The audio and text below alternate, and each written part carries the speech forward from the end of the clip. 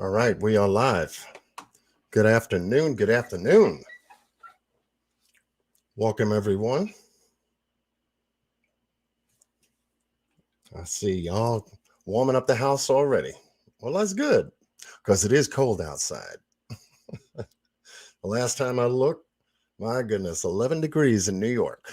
That's no fun. Much love to everyone joining us this afternoon for a special live on the Daniel Robinson case we've been following. Good to see everyone.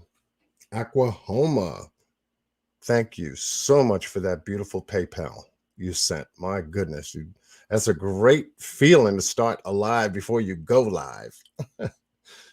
Thank you. That was wonderful. Shandia Ellison is in the house.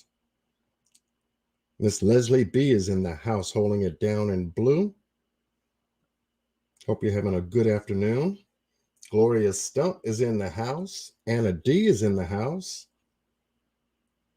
We've got Miss Jan in the house. Good to see everyone this afternoon. We're going to be getting into some details about the Daniel Robinson case, the 24-year-old field geologist that went missing in Buckeye, Arizona.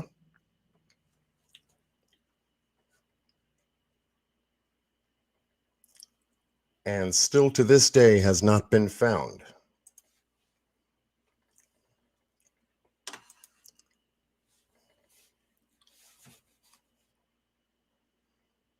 His father, David Robinson, has been searching for him since June 26th. And now he is in Arizona now, setting up a very big and special event. We'll be able to talk about that as we progress in the live, and we'll be able to share that information with you. And for those that are out in Arizona, we definitely need your assistance and support on finding Daniel. His birthday is January 14th, this Friday. And I want to give a special shout out to the Grizzlies over on Grizzly True Crime. Miss Gisela and her team has been working carefully and closely on the case as well. Much love goes out to content creator, Grizzly True Crime. She was able to put together the thumbnail picture that is before you. And she's got some awesome content on the case. We'll be promoting her channel very shortly in the duration of the live. But I just wanted to take a moment and say hello to everyone joining us this afternoon. Much love to everyone. And so let us begin this afternoon's live, getting into the Daniel Robinson case, missing in Arizona. We're going to be covering a timeline and case assessment based upon the Buckeye police report that we've been reading and studying, and also go over some information that they have published on their website concerning the timeline. We're going to be doing an assessment this afternoon, so it's going to be a good afternoon for everyone. So with that said, let's go to work.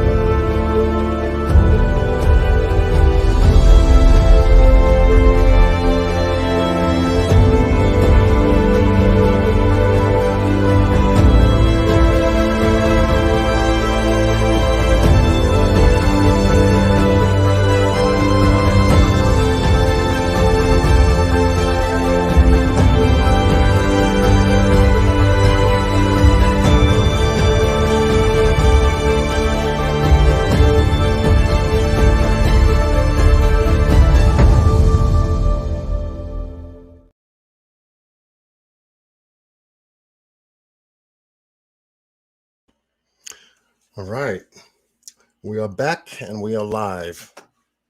Getting into the business of this afternoon's case coverage on the Daniel Robinson case, missing in Arizona. Welcome. Those of you who have been following us as we have delved into this case, I know that Miss Q Carlock and myself have been working this case for at least 3 weeks now, a little over 3 weeks. And we have covered some tremendous amount of information with you as quickly as we possibly have in covering the police report and covering photographs of the crash site, which Daniel's car was found. But today we're going to be just putting all that information together in a nutshell. Those that have not been following us, following the case, if you're brand new here this afternoon, we're going to be giving a preliminary overview of the case, tie together the timeline, give it a good assessment, best one we can. We've been able to have some developments in the case. I will be able to give you an update on that, which I'm very happy about. And so just want to give some folks a little bit of time to get in here. We need support on this case. As you know, we have covered the Summer Wells case back when Summer Wells went missing, and she went missing June 15th. Daniel went missing on June 23rd, shortly right then thereafter, but both in the same month. It's interesting because we were doing the getting into at that time in October a marathon that we did for the Summer Wells Reward Fund. Ms. Q Carlock, Mr. Scott H., Ms. Penny from True Crimes Commentary, and a host of other content creators were able to get together and make a positive effect on the reward fund that laid stagnant for about 4.5, almost close to 5 months, and change that number from its very low, dismal number of about 35 to 40,000, and now that number sits handsomely at almost close to $74,000. And thanks to all of the contributors that made that possible, we were able to produce a positive outcome for that reward fund. In light of that, also, we had talked about briefly another missing person case at the time. This one was in August, and this is the missing person report that went in for Jelani Day. Now, we haven't covered any kind of deep case, deep dives and discussion on the Jelani Day case, but I have been working with Queen Talks Crime on her channel, and we've been able to put together some case information and a special live that we had produced together on her channel. It was about 3 hours. You know how we work. And we came up with some very interesting things. And I know that the family is wanting justice for Jelani because not only did he show up missing, turned up missing, but he also turned up deceased. And so from a missing person case to a homicide is where this case stands today. And so the family of Jelani Day is looking for justice because that whole case says foul play all over it. Car in one spot, keys in another, wallet in another, phone in another. And it seems like, and gives the appearance of, that happening to Daniel Robinson. A field geologist with a very reputable company. Started working about a couple of years ago after graduating out of South Carolina, where him and his family live. You've heard the story from Mr. David Robinson, Daniel's father, on our channel here, on several lives that we were able to do, and basically cover the kind of information pertaining to the case and the family status as well, and learned a lot about Daniel over a short period of time. We're able to also obtain the full police report, 54 pages. Ms. Q. Carlock and myself was able to go over that in a special live with you pertaining to the, I would like to say, suspect individuals in the case, because everyone is a suspect until they're cleared and everybody's on the table. And in this case, everybody's on the table. Ms. Q. Carlock and I are in the process of doing a follow-up live and putting together a special live for Daniel's birthday come this Friday, which is the 14th. Daniel will be 25 years old. And then the special event on the 15th, which is Saturday, pertaining to the special event search that Daniel's father is putting together as we speak in reference to a massive search with law enforcement authorities present. And we've got some information to click onto that as we proceed in this afternoon's special live, Missing in Arizona. We're going to be going over timeline and information pertaining to the case as it comes from the Buckeye Police Department based on their investigation of this case. Before I do, I want to share a YouTube content creator channel who's been following the case as well, and that is the Grizzly True Crime YouTube channel that's out there covering this case. Miss Gisela and the Grizzlies have also had David Robinson on their channel, interviewing with him, covering the case facts and information. And pretty much we've been running parallel with them in regards to giving support, giving our assistance, and giving help to the Robinson family to find Daniel as quickly as possible. And so much love and a big shout out. If you're not subscribed to this channel, please do. Gisela is out of the Netherlands covering this case, and she's doing an absolutely great job. And it's good to know that we're running together, shoulder to shoulder, side by side, just like we did in the Summer Wells Reward Fund Marathon, with a content creator looking for the best results, as we are, to find Daniel. Okay. I know that there have been a slew of emails from Gisela's channel, from her subscribers, and from her directly to the Buckeye Police Department. She was able to put an update video as to their response based on January 15th's special event, search event that Mr. David Robinson has been putting together. So we've been coordinating in a way to where we're starting to get some positive results in this case going forward. And I'm very glad that Ms. Q. Carlock and myself have decided to pick up this case and give our full undivided attention to the critical details and factors that are involved in this case, because it spells foul play in it, all over it. And we're going to be covering that information with you here this afternoon.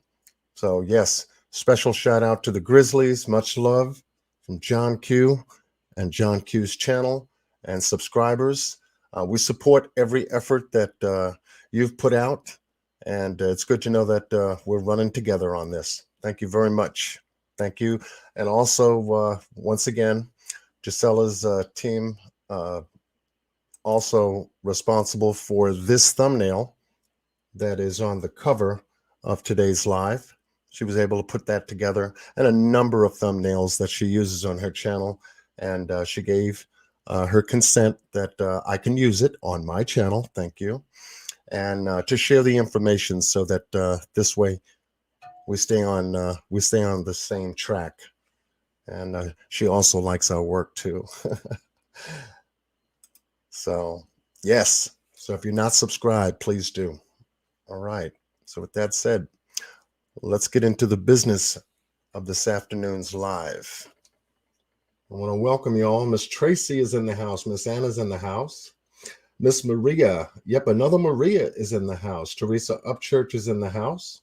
Miss Q Carlock is in the house. Tanya M is in the house. Welcome. Welcome. And so in our last live on Q Squared, we were able to get together with Mr. David Robinson, Daniel's father, and we were able to spend some really good time going over the case facts, what he was able to learn, what he's still looking to learn, and we were able to cover the crime scene area. We were able to talk about the car crash site, how Daniel's car was found on July 19th. And there were some very, very suspicious things that I was able to share with David in regards to just this picture, because this was the only picture they gave him of the crash site. Out of all of the pictures in a crime scene that they're supposed to take, the crime scene technician, the one that processes a crime scene, doesn't just take one picture and say that's it. Okay, they're all over a crime scene, and more than 150 pictures is just preliminary, especially for a missing person and or their property. And as you can see, Daniel's Jeep Renegade, 2017 Jeep Renegade, is total, and it's on its right side. And it was found in a ravine in the desert in Arizona, not far from his job site that he went to, about 2.5 miles from his job site, and ended up in a ravine here. We were able to go over what the police report was able to tell us, information about this vehicle and what happened, but not so much what happened, because, well, that's the obvious question we're still asking today. What happened to Daniel Robinson? Where is he?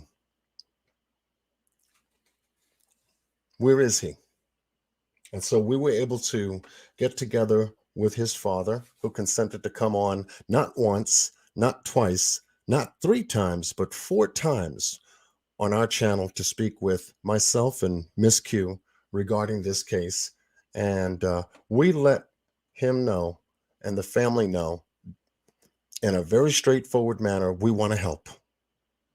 If there's anything that we can do, let us know. However, having the conversation with Mr. Robinson, he was able to tell us all of the problems and the issues that he was facing being out there in Arizona looking for his son. And so we looked at those issues and came up with some ideas on how to assist him to find Daniel out there while he's out in Arizona. Now, he's been commuting between South Carolina, Columbia, South Carolina, all the way to Buckeye, Arizona, and had to go back just this past weekend to begin working on the upcoming January 15th special event that we'll be talking about shortly. But learning a lot about the family dynamics, learning a lot about Daniel Robinson through his father, David Robinson, has been a pleasure, number one, to speak with him, but also an important factor when it comes to victimology in this case, because he was able to share some dynamics with us pertaining to the folks, people, and places concerning Daniel's whereabouts before he went missing, which is extremely important in putting together case facts and information to see if we can find him. Okay, so in the beginning, we knew that Daniel had purchased a 2017 Jeep Renegade by himself. He's been out there for a couple of years. He started off with a starter car and then upgraded to a Jeep Renegade. Now, being a field geologist is demanding work, number one, and the right tool to have, especially out in the Arizona desert, is a Jeep. And so he selected a Jeep Renegade, which is 4 on the floor. That's a very sturdy, strong vehicle that can handle, I would say, low to mid-level terrain at best, especially if you're in the desert. And is able to have enough storage space and room in the back of the vehicle that would allow him to have his equipment and documents and tools, a canopy for working out in the field, other pieces of equipment as well. So this is the Jeep that traveled the roads in Arizona, and he had 2 basic locations on June 22nd, June 23rd, the morning he went missing. 2 job sites starting at 7 a.m. in the morning, and from a Shell gas station in which he purchased about $3.83 worth of gas. That was interesting to see that on one of the transactions that he made that day. He went to the Verado work site, worked there for maybe a half hour, 45 minutes at best, and then pulled out of that site to go about more than 45 minutes to his next job site, which was the desert area where he worked to meet up with an employee by the name of Ken who worked for a different company. Ken gave him directions to get to the work site at 9 a.m. And it was stated in the police report, Ken allegedly stated, that Daniel started acting funny. He started staring off into the distance, like he wasn't there. I find that suspicious from someone who just met Daniel, and this was the first time that they have met each other, according to the police report. How could someone just make a judgment call to say that someone is acting weird when they hardly know who they just met? And the interesting thing about that is that Daniel stayed on the job site for about 15 minutes. That's according to the report, and abruptly left. Got in his Jeep. He gave the co-worker who met him out there from the other company a wave and left in his Jeep. The co-worker stated in the police report that he saw Daniel leave, head south, and then head west into the desert until he was out of line of sight. He didn't know exactly where Daniel was going. After a while, he tried to follow Daniel to trace to see if he could find him, only to become unsuccessful at locating where Daniel was. So here, Daniel goes missing under suspicious circumstances, out in a desert, in an area, and in a place he's never been before.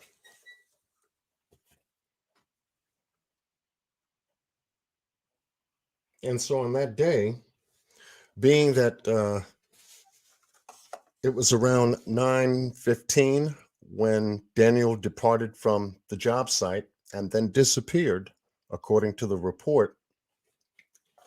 It was stated that the co-worker had contacted the folks back at New Matrix World, the southwestern well water company that Daniel worked for, contacted them to let his project manager know what happened. They tried to contact Daniel by phone, by text, nothing. However, there's more to the story than meets the eye. And in this case, we get down to the facts and get down to the roots, because there are underlying circumstances that follow every case. And when you can look for them and locate them, then you can put it together piece by piece and start to make some sense out of this. But here is where Daniel's car ended up on July 19th. His car was located and found by an individual who is a rancher moving his cattle through this area, and came across a vehicle, Daniel's vehicle, here in the ravine. Called it into the Buckeye Police Department, and then they responded to the location and began processing this particular incident on paper to be reported back to the Buckeye Police Department. This vehicle is in absolute disarray. And in studying these photos, and I have many more, but we're only going to share with you just the few that tell the story, to give you an idea as to the way the car has been found, the damage to the car, and the way it was found. Items 3 feet from the car indicate that these are Daniel's clothes that he wore to work that day. Jeans, top, underwear, socks, boots, hat, work vest. He had his tool pouch, had 2 cases of water, work papers pertaining to the assignments that he was assigned, both for the Verado Way well site and the second site, in which he met an individual by the name of Ken who worked for the second company. And we have information on that company. Let me just screen share this real quick.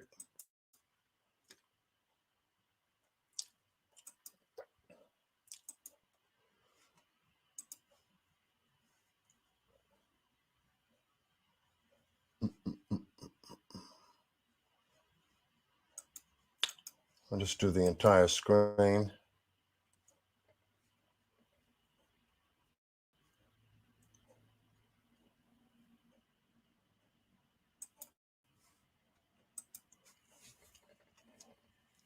Which is this company here.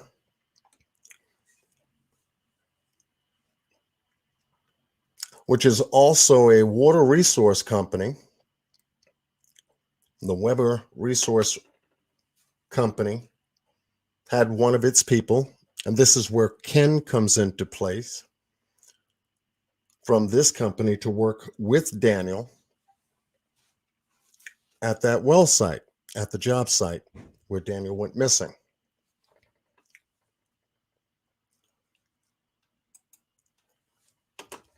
Give you a little idea as to what kind of terrain we're talking about.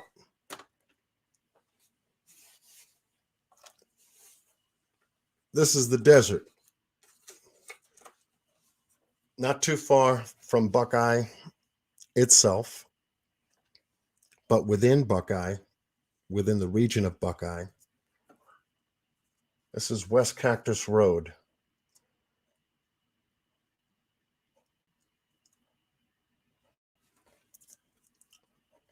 This is where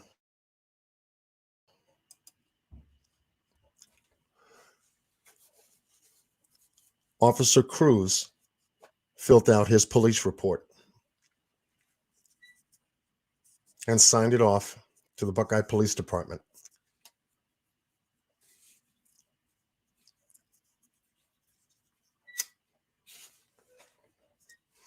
Within the body of this report gives us the details as to what the police was able to do, what the police was able to find, and what the police have not found. One of the most interesting parts of this report is that the rancher who contacted Buckeye police wasn't included in the report, red flag number 1. It was just stated generically that a rancher had found the vehicle. And that was it.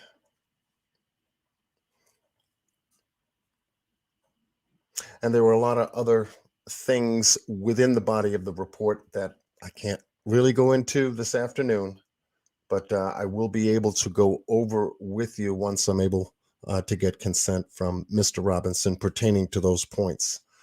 But here is where the report begins and where Buckeye Police Department begins making their report. Now, to show you here on the map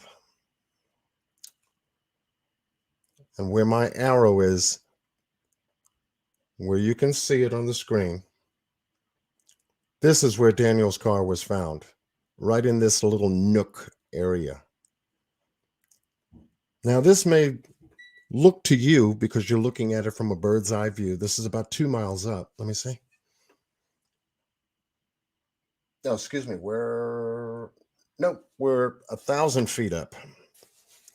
And here is where Daniel's car was found, right outside this quarry area. This basic area that's being cultivated, possibly to have a building structure on there sometime in the future. Oh, this is what they call as groundbreaking stuff. But here's where Daniel's car was found, not very far from this power utility building here in the southwest region of this desert area. Now, to me, this puts people in this area. Daniel was working in broad daylight. So why couldn't anyone have seen his car traveling in any direction out here in the desert at any given time? Plus, if there's any exterior cameras that do focus and point outside this area, which there should be, it would have picked up Daniel's movements somewhere during the course of that day. We're still looking to obtain that information. And as Mr. David Robinson had mentioned, he did put in a request, but he has not heard back from anyone pertaining to this power utility station here in the desert where his son went missing. And you have to ask yourself why.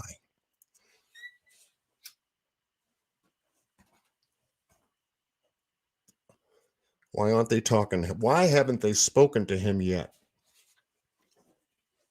Hence the second red flag.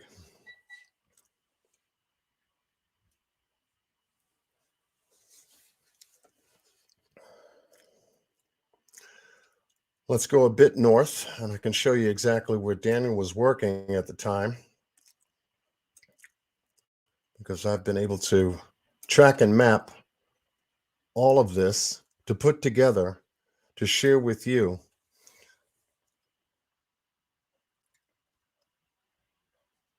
There it is, right there. And this location here is where Daniel was last seen by the coworker Ken, right where my arrow is. Right there. He showed up at 9, went missing at 9:15, and hasn't been seen since. Then the next thing we know that Ken tells us he goes south, he goes west, and his car ends up way down here, about 2.5 miles or so, give or take, in this nook area right outside this quarry. There's a well station here too. It's a vertical mine, in fact, in this vicinity, about 100 feet from this quarry. Okay, so let's go back to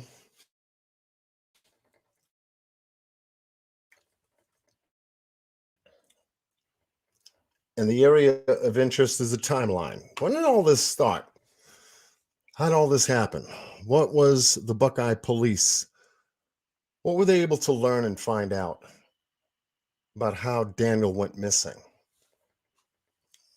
That's what we want to know. Because there is some shady stuff that's happening. I'll just bring it up for you. Then we'll be able to cover it together. And I was able to find this.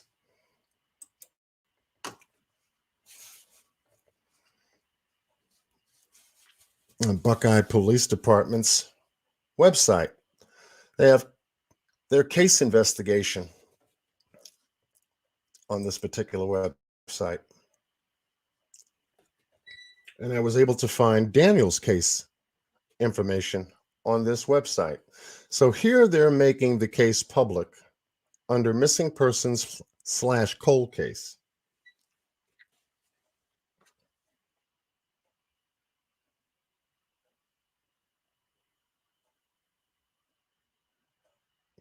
Can you make your arrow bigger, John? I'll see if I can go back to the map, Miss Anna, which I am going to go back to the map because you have to see my map that I've been working on. All I basically showed you was just the preliminary terrain just for this afternoon's, as a model to this afternoon's live. But we'll get to that. We'll get to that. Miss Anna wants to get to the good stuff. Okay. And so in covering this information on the site's specifically designed to be covering both missing person and cold cases for the Buckeye Police Department. The Buckeye Police Major Crimes Unit investigates missing person cases. Department policy allows for loved ones to report a missing person immediately. Once a report is received, Buckeye Police promptly initiate a search and launch an investigation to determine whether a crime has occurred. When it comes to investigating missing persons, an investigator's role can be limited. Becoming a missing person is not a crime, so police intrusion must be minimal. In cases where foul play is suspected, police can launch a criminal investigation. That allows for investigators to cite suspicious factors when asking a court to approve search warrants. Okay? So in this case, so far from what we know, there have been no search warrants issued as of yet. We go to Daniel Robinson. We bring up his picture. And he has been posted as the most recent missing person at present. He has his case number here. Description 5'8", 165 pounds, black hair, missing partial right arm. His date of birth is January 14th of 1997, and he was last seen on June 23rd, 2021. Daniel Robinson was last seen leaving his job site about a half a mile west of Cactus Road and Sun Valley Parkway. His vehicle was later found crashed in a ravine approximately 3 miles away. Foul play is not suspected. Really? Okay. So to see a timeline of Daniel Robinson's investigation, we can go to the actual web link that'll take us there.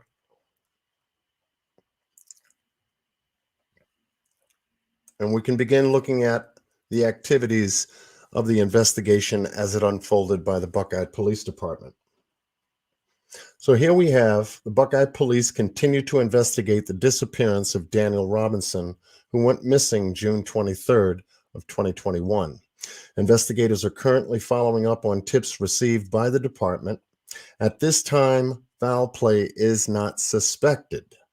The timeline below will be updated as the investigation progresses. Anyone with information on the disappearance of Daniel Robinson is urged to call the Buckeye Police tip line at 623-349-6411.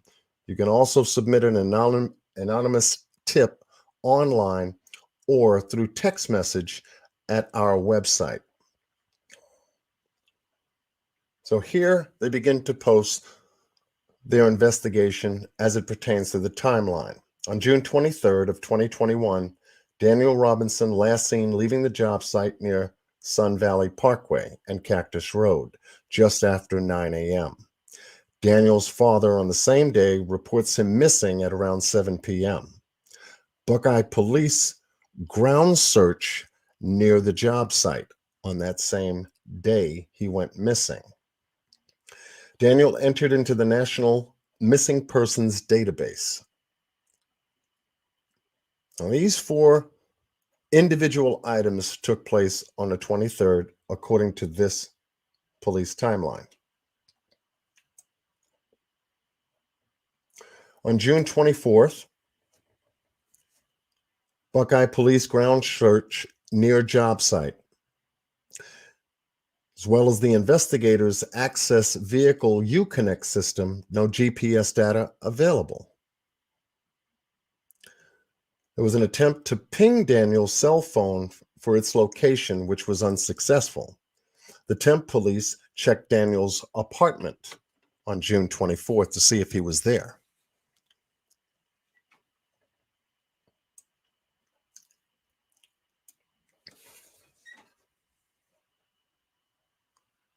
Here on June 25th, Phoenix Firebird helicopter aerial search. Buckeye Police ground search near job site. This is what they're telling us that the Buckeye Police done according to the time invested. July 6th, Buckeye Police searched Daniel's apartment again to see if he was there.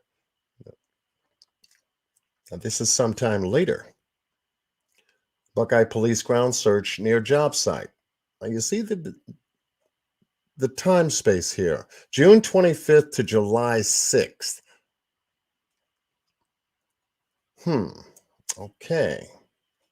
Looks interesting. On July 9th, Civil Air Patrol aerial searches commenced on that day. Aerial search description, map coordinates was given to the Buckeye Police Department. But I'm definitely going to be going back over this with you because there's something interesting about it. Why this was posted. It is an aerial map, a geographical map of the same desert area that I just got finished showing you earlier, of all of the area that the Civil Air Patrol, Recon Air Patrol covered. And I will show you some very interesting points because I'm going to be able to blow it up and then show you in a moment. But this is the information that the Buckeye Police Department has made public. On July 15th, reviewed Daniel's financial records with assistance from family, which is ongoing. And here we are, July 19th, Daniel's Jeep found in a ravine less than 3 miles from job site. And then there was a multi-agency search with ground and aerial resources dispatched and used on that day. This was one of the technician photos that I shared with you earlier. in reference to how they found Daniel's car in the desert.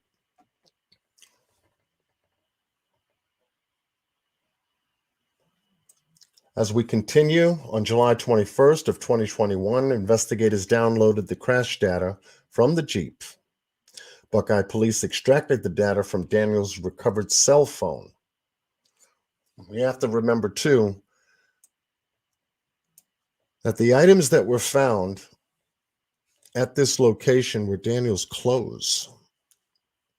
Everything he was wearing was on the ground, left with his crashed Jeep. His wallet, his car keys, his cell phone, a laptop computer, all of his equipment was left right here. And yet, and this is just my opinion, they failed to have any suspicious idea as to the reason why he may have done that. If he did, in fact, do that,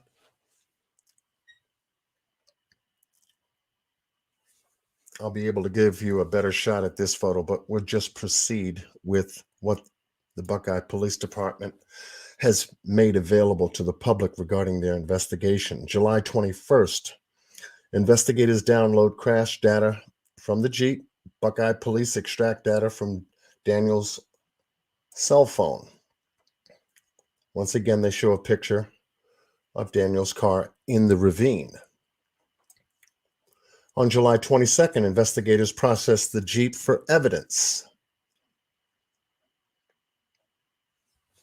And when they processed that, we're talking about swabbing the outer handle of the Jeep, interior handle, the gear shift mechanism inside the vehicle, steering wheel, steering column, seat belt, the outside sight rear view mirror, the interior rear view mirror, and several other areas inside the vehicle. This is what they processed, aside from taking pictures of it. On July 28th, investigators obtained detailed bank records with family's assistance and investigate financial transactions. On July 29th, volunteer search crews recover a skull. It was later determined that the skull did not belong to Daniel. I've checked the Maricopa Medical Examiner's Office for this information, and they did receive a skull. This particular one received and written into their records on the 31st of July. And it's still undetermined as to who it is. But what they have determined is that it's not Daniel. August 19th, interviewed and re-interviewed Daniel's co-workers. Which ones they are, we don't know as of yet. September 28th, 2021, the Santan Recon Processing Crash Site for an independent crash report. Also, the Buckeye Police Department conducted target ground searches. What they are and what they've been able to search is still undetermined. On September 30th of 2021, Buckeye Police Department conducted target ground searches. Nothing determined. October 14th, 2021, Santan Recon revisits the crash site and gives us this aerial picture of the crash site. I'll be able to blow that up in a different setting. All I'm doing right now is just sharing with you what their investigation and timeline is. Everything that the Buckeye Police Department has done in investigating this missing person case involving Daniel Robinson. Now here, on October 18th of 2021, the Santan Recon issued collision report. Below is what they found. Daniel's Jeep Renegade was involved in a rollover crash. It was the only crash recorded on the Jeep on the vehicle's internal systems. That's one. Speed increased right before impact, which could indicate an attempt to drive up the other side of the ravine. This is what they assessed. More than 40 ignition cycles were recorded after the crash. This could be due to drivers' attempts to restart the vehicle or use the electrical systems. It is unclear how many cycles occurred during the tow recovery and when investigators downloaded the data. That is a red flag. Also, an 11-mile discrepancy between the crash data report and the display odometer reading is not considered unusual. Similar discrepancies have been noted by Jeep dealership service departments and other crash reconstructionists.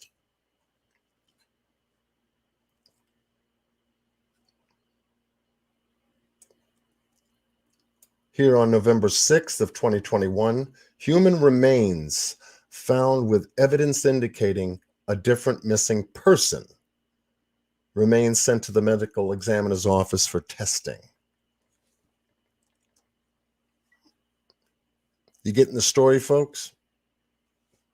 They got some stuff going on in Arizona, don't they? We're talking about human remains out in a desert area. Specifically that one, the one Daniel was working in. Why is that? Why is that? This information had came from the searches that Daniel's father, David, was doing, found this information because he was there since June 26th, conducting searches with groups of people. And his group has been finding this information based on their searches and not by previous searches of other people out there. Isn't that interesting? Well, this is what Mr. Robinson is dealing with. November 23rd, 2021, FBI briefed on the case. And we get to the bottom of the page. Now, what was said to the FBI on November 23rd of 2021? Well, here's what David Robinson told us. Number one, they never contacted him regarding that meeting. Number two, they had the meeting without him being present, according to what the Buckeye Police Department told him. And number three, they did not give Mr. David Robinson minute reports based upon what was discussed. Why not?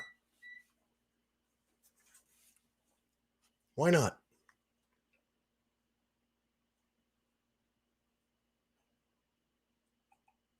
Another red flag.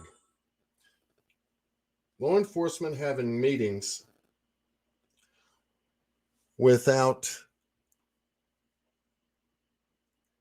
the family member being present based upon information regarding another family member being missing.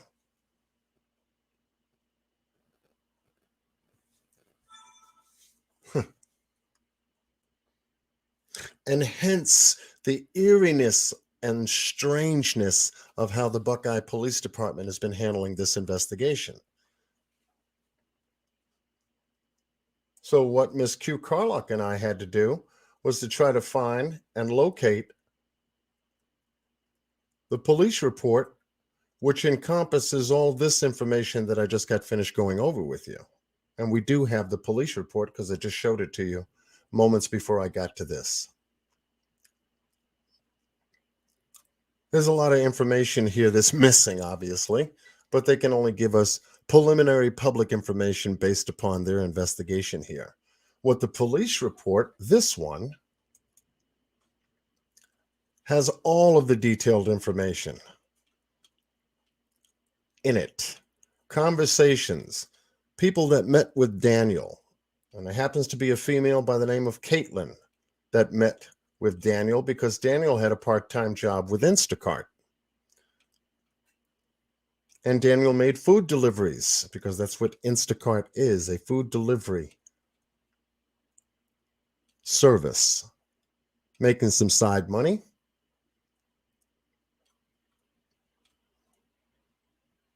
And here's the full police report and narrative that was written by Officer Cruz based upon the information that he was able to begin writing his report on as early as June 23rd of 2021 at approximately 19:04 hours, which would be around 7 p.m. And the address in which he began writing this information to make his report is a half a mile west of Cactus Road and Sun Valley Parkway. So this is where it all began, with this officer right here responding to a call that he received regarding missing person. And the body of this particular report, which is only about a page and a half long, is his conversation with Mr. David Robinson pertaining to his call to the police department.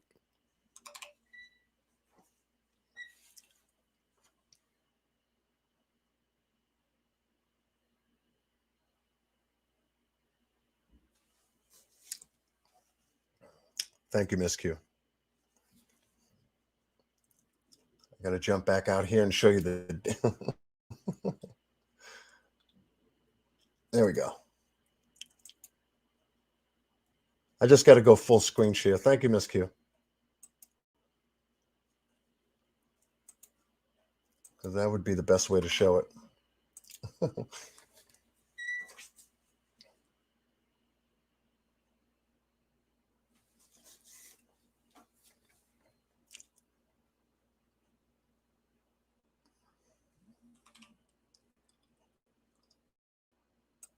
Okay. Here's where we were when I did the overview. I had it locked into screen share. I thought I was in the general screen share mode. Forgive me.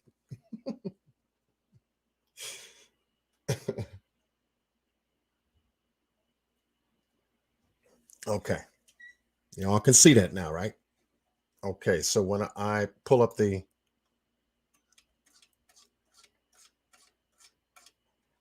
Buckeye police report, you can see that now, can't you? Type of one in the room if you can see the report. I wasn't looking at my secondary device. My bad.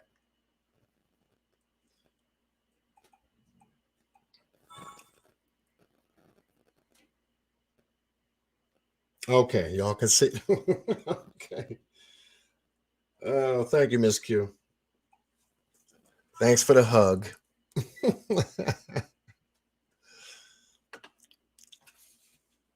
This is the 54-page Buckeye police report that Miss Q and I had studied and read on a previous live that we did just starting the case review on the Daniel Robinson case. And this report, as I stated before, is a report that started with Police Officer Cruz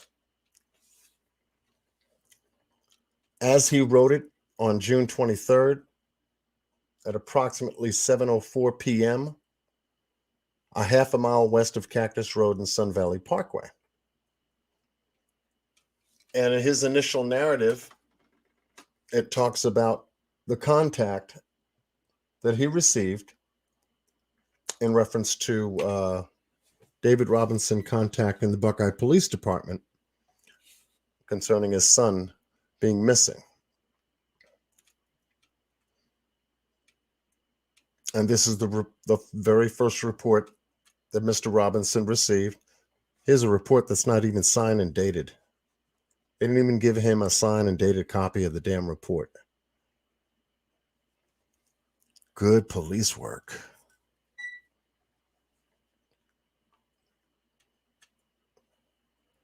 What's most interesting about this report is the supplemental reports pertaining to the communications that the Buckeye police had with Mr. Robinson, and who began to contact individuals concerning Daniel's whereabouts. Caitlin was one of them. Ken was another, the co-worker that met Daniel out there in the desert. The rancher who found Daniel's car, Daniel's employer, Ken's employer, Instacart, the part-time job that Daniel had doing food deliveries, because he met someone by the name of Caitlin. And in the body of the report, it tells us exactly what happened when he did meet Miss Caitlin and her friend on a food delivery, which included 2 bottles of wine.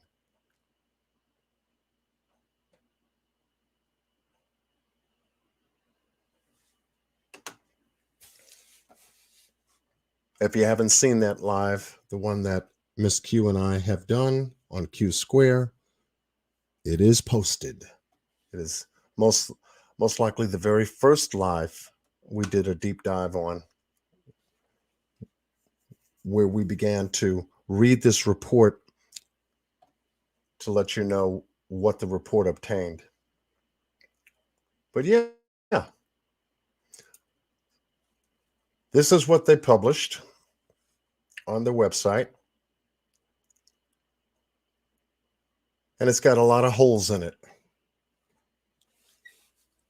This is an open, ongoing case investigation, and a lot of things are still being sought out right now pertaining to not only the whereabouts of where Daniel is, okay, but a lot of things that still haven't occurred that should have occurred. I want to show you something here. Let's go back to this timeline here. Let's go to the 25th. Now, here's what they posted, right? 25th. Phoenix Firebird helicopter aerial search. How long did they stay in the air? What did they cover? Where is that independent air report, search report? Because I say that Daniel went missing on the 23rd. They did an aerial search on the 25th. How long did they stay up there?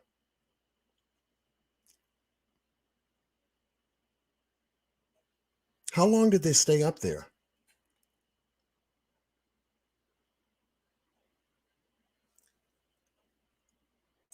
Because here,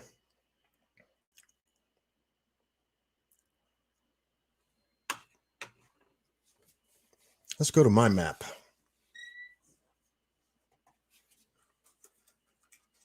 We're going to go to my map. Let's start taking a look at some things.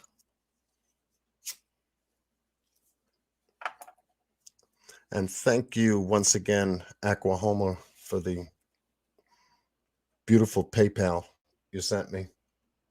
That's love and support. Thank you so much. While we wait for this thing to gear up. And much love for everyone who's joined us this afternoon for a special live pertaining to the Daniel Robinson case.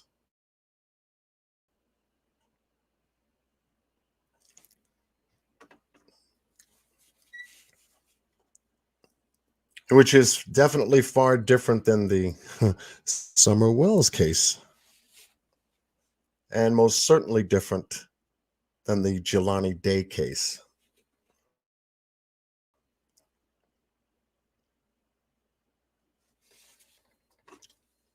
Okay, come on, Google Earth. We got 400 megabytes per second, and you're still dragging. It's probably pulling up all the information I put on the map at the same time, too.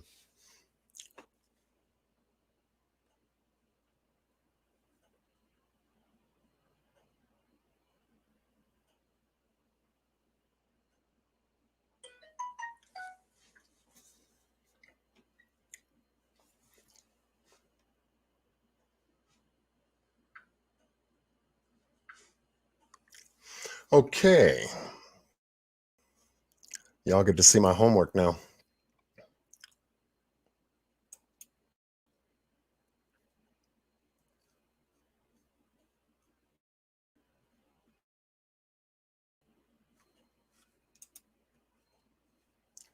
Okay. I got to move this slowly or else I'll have mic problems.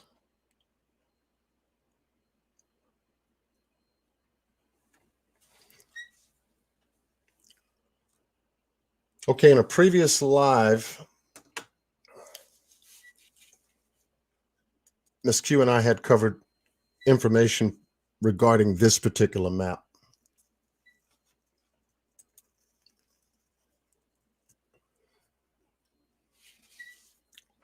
And I'll just let it finish unwinding.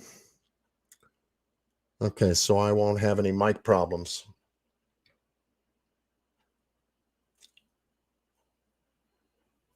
But here we have map of the desert where Daniel went missing. And Daniel would be coded here with the black balloon and the big white heart. This was his work location. You can see it right there. His car was found about 2.5 to 2 3/4 miles south of this workstation. It's the red balloon with the star in it.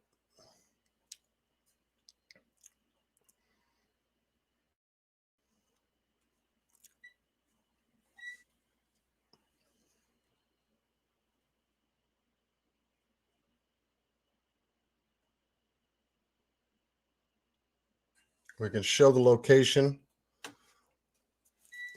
where the red balloon is, where his car was found, his Jeep, and how far away from the quarry area his Jeep was found. Now, if they did an aerial search on June 25th, how come they didn't find the car on the 25th?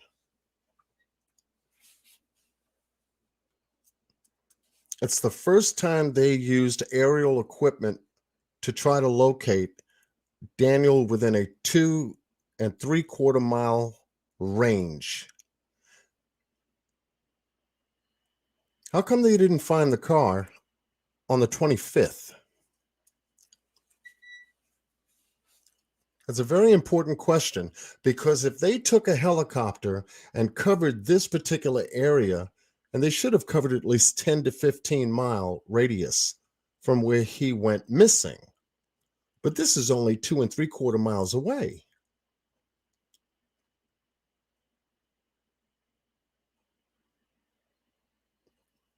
How come they didn't find the car 48 hours later once they went up into the air?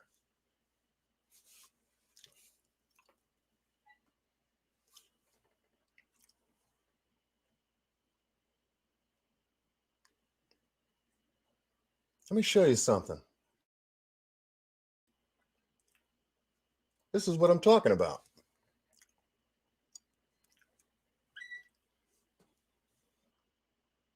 On the 25th of June, its first aerial search. Why didn't they find Daniel's car?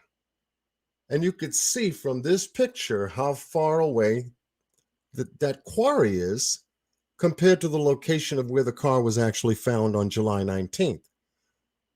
How come they didn't find this car on June 25th when they first made an attempt to search?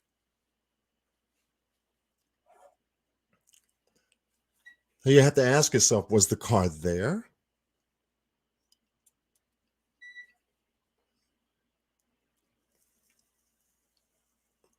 Or not?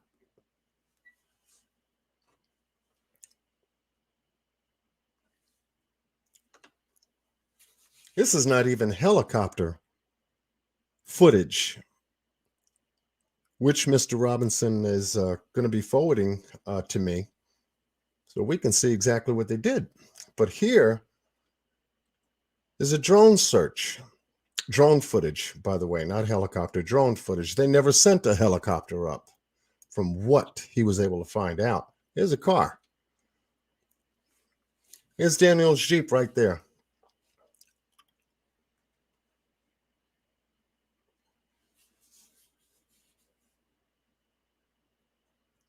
Why wasn't that Jeep found on the 25th? How long did they search, if they did search at all?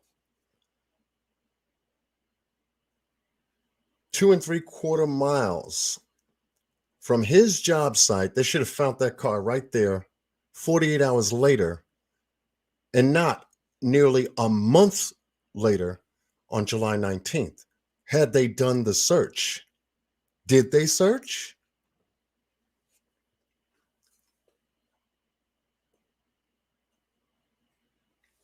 Did they really search for this car?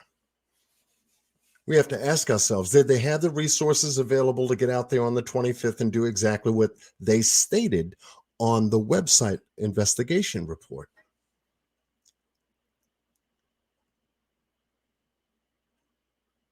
Now, remember, this was the very first search on June 25th. And a second one that was done with the Civil Air Patrol. Remember? Let's go back to that.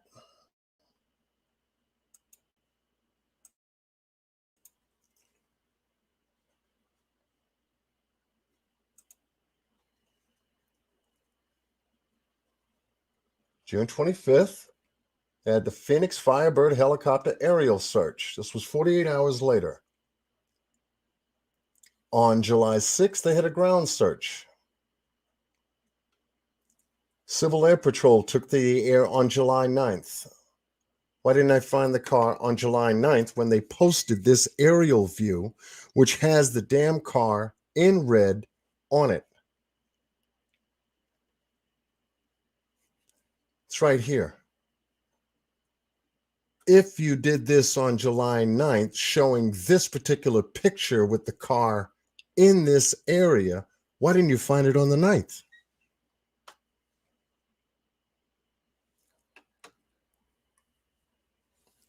Why did it take 10 days later to find this car, but they didn't find it? Allegedly, a rancher found it. Allegedly moving cattle through that area.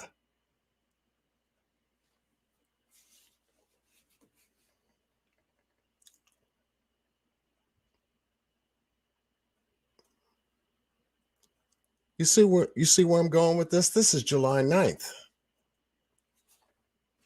Why didn't they find it there? July 15th, financial records reviewed with the family's assistance. And here we are, July 19th. The Jeep was found. But they mention nothing about the rancher being the one who found it.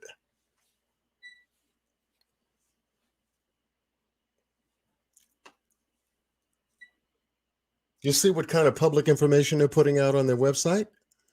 That's why having the original police report is so important, because they put out anything the hell they want. According to the police report, the rancher found it. But here they just say, oh, Daniel's Jeep found in ravine less than 3 miles away from job site. Multiple agencies searched ground and aerial resources. Sounds like a damn commercial. Not the rancher on the 19th, but I go back and say the Civil Air Patrol, being that they were using air equipment on July 9th, should have found this car. Let me back up one more again and go back to the 25th, when they supposedly, allegedly used the Phoenix Firebird helicopter to do an aerial search. And once again, it's only 2.75 miles south of where Daniel was working. Why didn't they spot that car?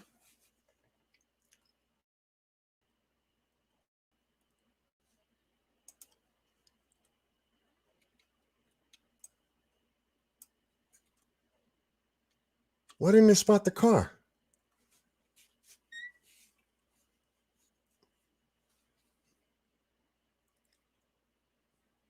On paper, it says one thing to give you the impression that something is being done. But when you start to dig into this and look at it within the timeline, the bottom of the timeline, you can only assess that's incorrect. And that's what we're doing here this afternoon. We're taking a look at what they've been putting out, and we're going through an assessment.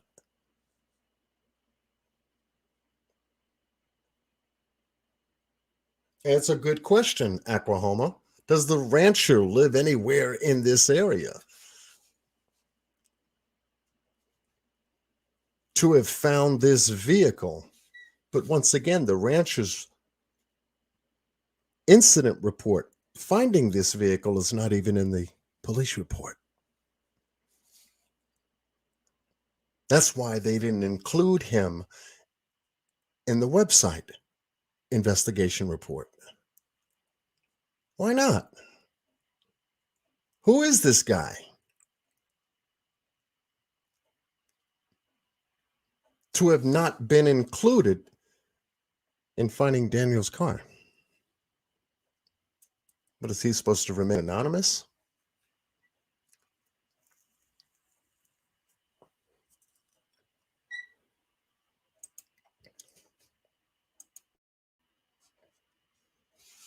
Is he supposed to remain anonymous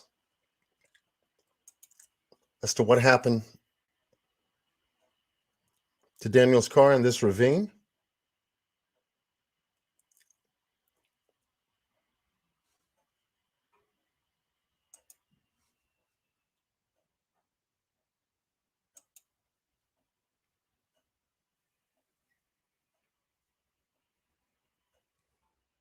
And when we can take a look at how this vehicle was left in the ravine,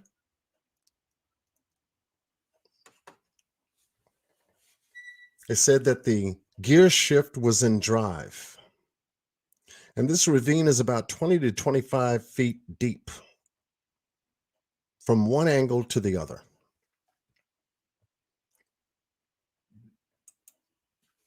And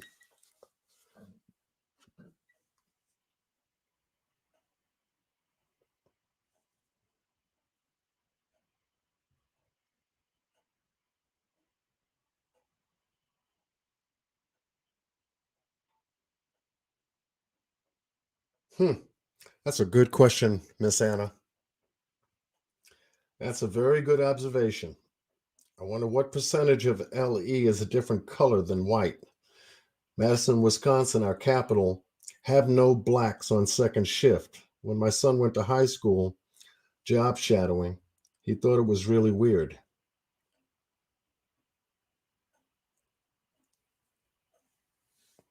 Right, that's a good observation, Aquahoma. Why is the windshield dented inward and not outward?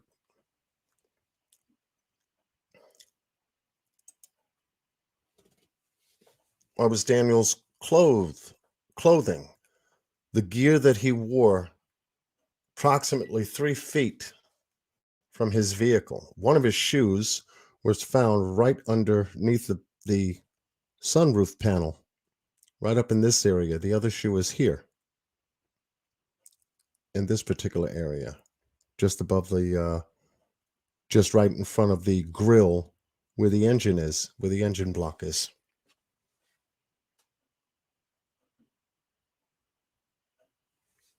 You see, so, and this crime scene it doesn't have any markers in it. We've talked about the markers. How many items on the ground? How many items on the ground near the car? Where are the rest of the photographs of the car? What were the items in the car that Daniel left? Nothing. According to the 54-page report we have, nothing.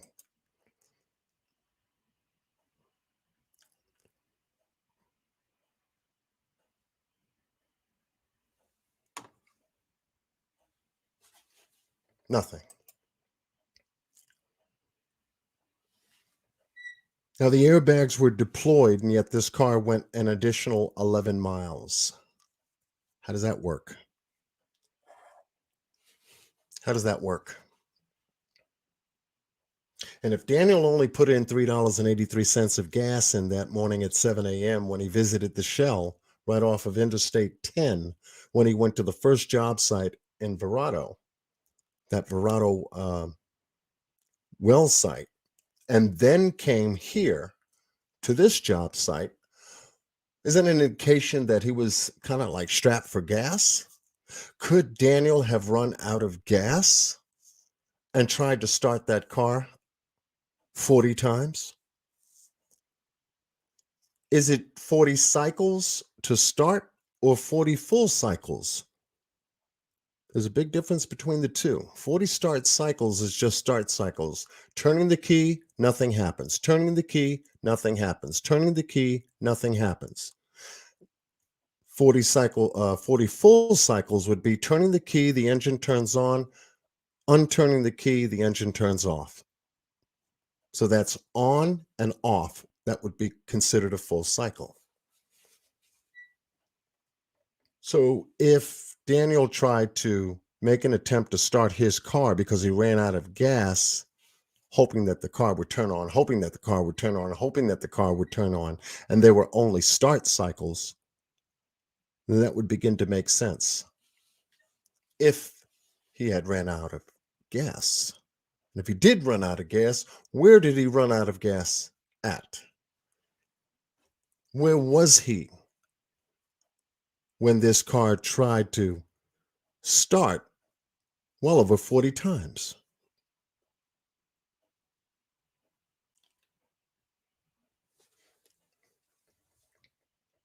And as for the car's condition, once it was brought back, towed back to the police compound, or whoever had Daniel's vehicle, it might not have gone back to the police compound, it might have gone back to the vehicle company that towed it,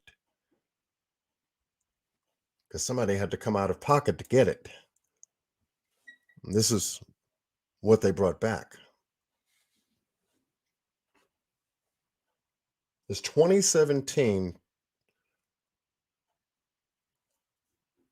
Jeep Renegade was brought back in this condition.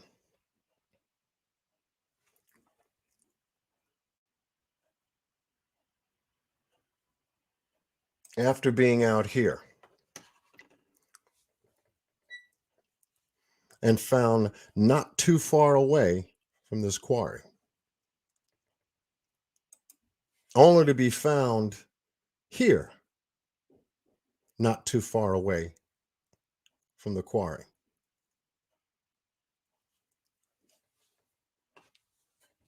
But as I showed you before,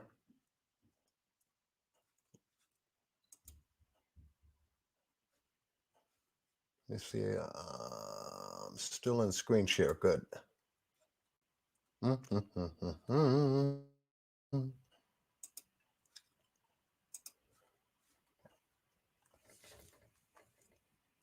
As I showed you before,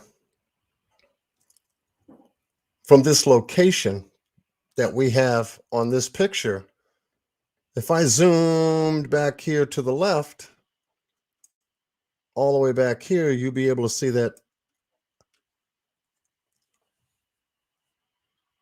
utility power station not far off in the distance. So I'm thinking external cameras for security purposes would be a must for something like this in this particular area. Why didn't the personnel working at this area ever get back in contact with Mr. David Robinson pertaining to any cameras that may have been on that may have captured what happened out here in the desert?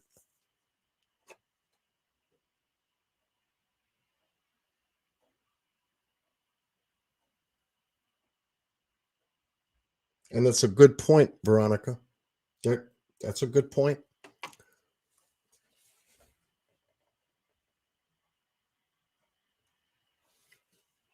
So I had suggested, along with Miss Q, to follow up on trying to get some answers from these people at the power utility station not too far away from where Daniel's car was found.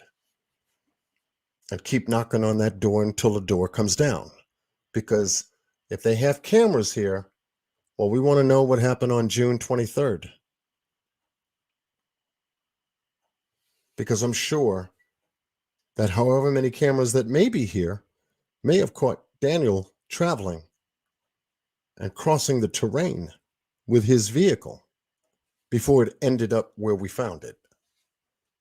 Or should I say, before it ended up where the rancher found it. So we're starting to put some pieces together through the questions that we're asking, because a lot of what's being told is not making any sense. All of these crazy cases that we're getting, folks, at face value, oh, okay. But when you start to dig into them, you get more questions than you do answers. Daniel's car should have been found June 25th. That's my opinion. The first aerial search should have produced what we're looking at right here. But it didn't. Why? And it only tells us, in a way,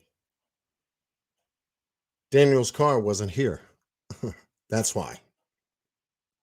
This car, if it wasn't here, then who put it here later?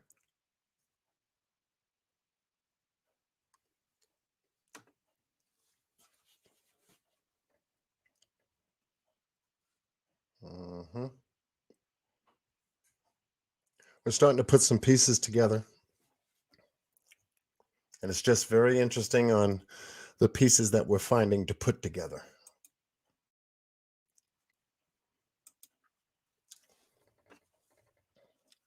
Here you have Mr. David Robinson out here. It's been going towards in the 20th search effort out here in the desert looking for his son. This is January, folks. Daniel went missing June. And we're already in the middle of January. And he has asked the Buckeye Police Department for assistance in searching for his son. In a letter that he wrote to the chief of police of the Buckeye Police Department, he asked for resources that are necessary in order to cover the terrain in this desert. And yet he's still waiting for a response from them. Why is that?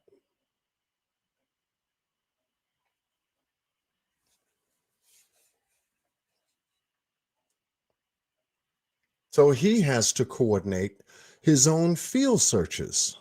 He has to get his own private investigators, vehicle reconstructionist. He has to have an attorney.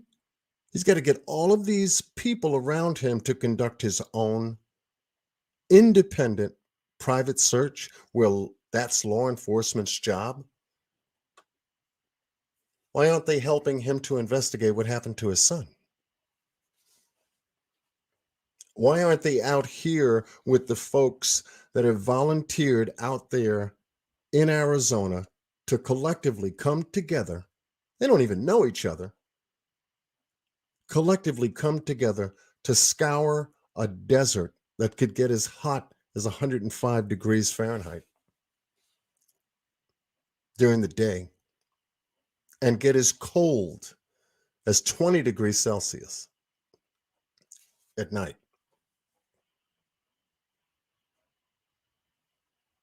Because now we're in winter. So pretty much at night, the desert can be a very, very cold place, especially when you have wildlife in the desert. Mountain lions, snakes, scorpions, you name it.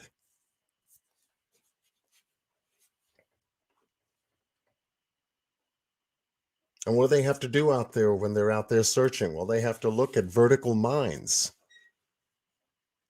Vertical mines, these are mines that are built as like vertical well mines that go right down into the ground. How deep, how far, we don't even know.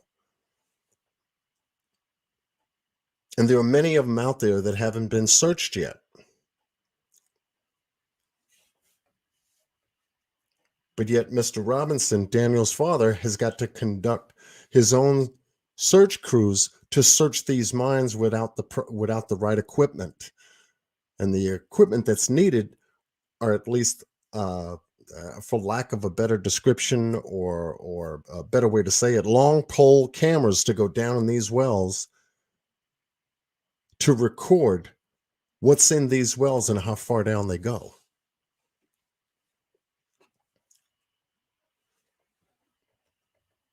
Also, they have to search horizontal mines that go horizontally across, how far, how deep, how wide. This here is about a 3-foot doorway that goes, door mine that goes down where you can actually stand up in it. But how far, how deep that this particular mine is, you don't know.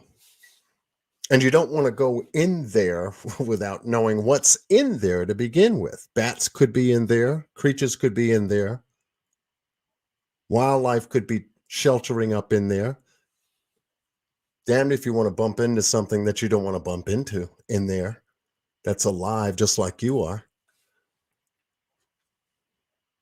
And it could be more of an animal than it is human. So yeah, he needs specific equipment, lighting equipment to go in there, cameras to go in there. It could be a land drone to go in there and record all of this information, stuff that he doesn't have. But he's out there trying to do his best to find his son, to gather together the resources, pull together the resources that he could possibly pull for them to go out and search for Daniel. You ask, why? As incredible as it seems, this is his experience right now, unfortunately.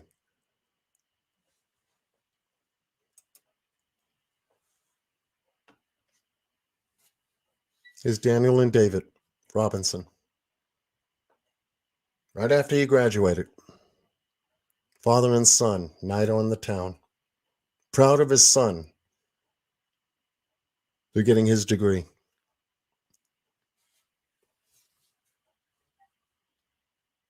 And David being retired military, raising a good, strong family, and especially the youngest here, Daniel, got him through school. And he goes to Buckeye, Arizona to begin his life as a field geologist. Very important work.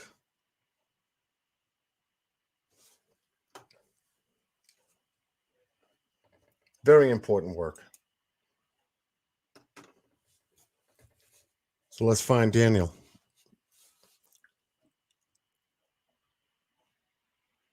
And we ask everyone to please, if you haven't visited the website,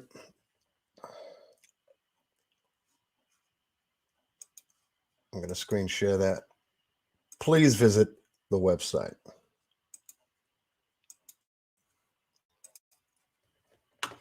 There is a petition here.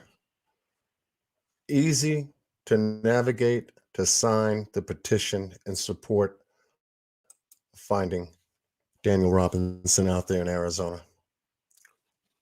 Buttons are right here. First button, sign the petition. If you're out there in Arizona, you're going to hit the second button. After clicking the first button to sign the petition, then you can go to the second button to become part of the volunteer search group. And if you're not out there in Arizona to be a part of the search, then you can donate a couple of dollars in support of the efforts that will keep Mr. Robinson out there until he finds Daniel. That's what we can do. Spread this awareness to let you know that there are resources out here that can help move a case along in a much more positive direction, just like the Summer Wells case we handled, to move into a positive direction. Here you've got a tip line,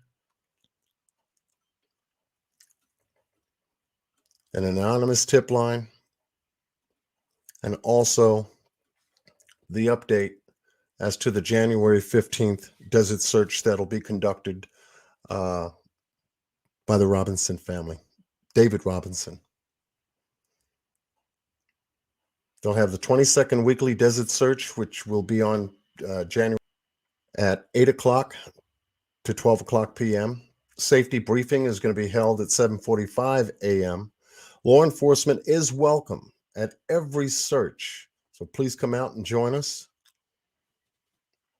I encourage you to attend the required safety briefing. Thank you for your help.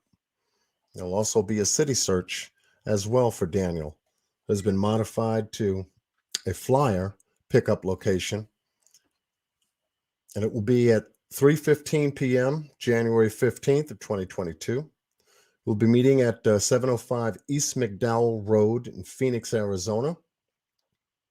It's in the back lot. So please come out and grab your stack of flyers to distribute in your communities and cities. Thank you for your help. Thank you. I need your help, is what Mr. David Robinson is saying. So yes, January 15th, the day after Daniel's birthday, the 14th, is going to be an event. And we're doing everything in our power to assist them. In fact, here's what we've done. Let's get to the good stuff. Let me share with you a letter that was posted on my community wall that Mr. David Robinson wrote to the Chief of Police, Larry Hall, Buckeye Police Department. And in the letter, if you haven't read it, describes everything. My name is David Robinson II, father of geologist Daniel Cornelius Robinson, who remains missing and is last seen in your jurisdiction of the Buckeye, Arizona desert just off of Sun Valley Parkway and Cactus Road. Daniel's a trained geologist, works for Matrix New World, which would be Matrix Southwest Groundwater in Phoenix, Arizona. Daniel was assigned to a project at a well in the Buckeye Desert and arrived at that location at 9 a.m. That was the last day that anyone has seen or spoken with Daniel. And the letter goes on. I highly recommend, if you get to read this letter, and I have a copy of it on my community wall. Miss Q has a copy of it in a video that she recently done on her channel. So if you don't want to read it, you can listen to the words that make up this letter on video. But he writes to Police Chief of the Buckeye Police Department, contact information and everything, all the resources that he needs out there to search those vertical and horizontal mines and wells out there in the desert, is what he put out on this letter. And this was the 27th of December. So what we did was that, let me see if I can find it.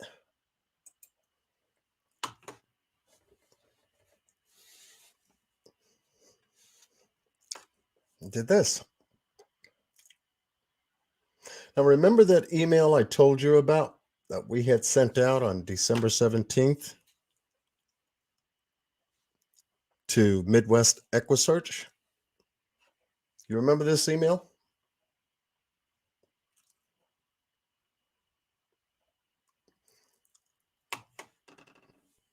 We sent that email out. We didn't hear back from them. And so what we basically ended up doing was sending a second request email and attaching that letter that you just saw, the December 27th letter, to it, both in a shareable form and in the Word document form. And we sent a second request email to Midwest EquiSearch. You know what happened? Midwest EquiSearch responded.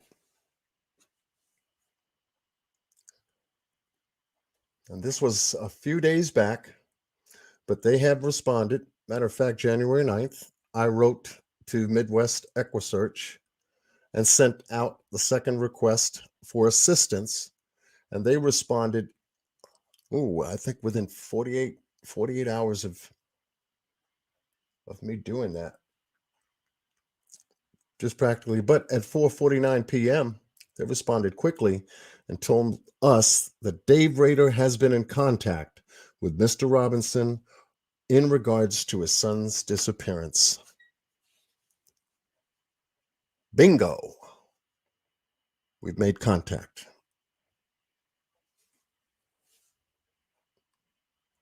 We have made contact with Midwest EquiSearch, and Mr. Dave Rader, is in contact with David Robinson as we speak. Just goes to show you that by putting out the effort to help, we can. We can. And that got me fired up to hear that. I spoke with David just not last night, but the night before.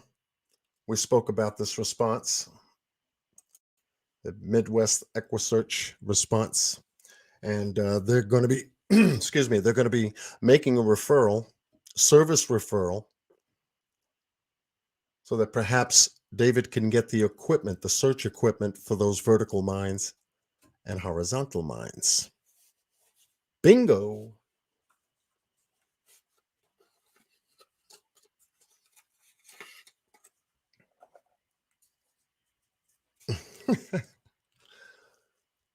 I wanted to share that with you, along with, I spent the weekend, about 4.5 hours on Saturday, sending out emails to all the media outlets in Arizona.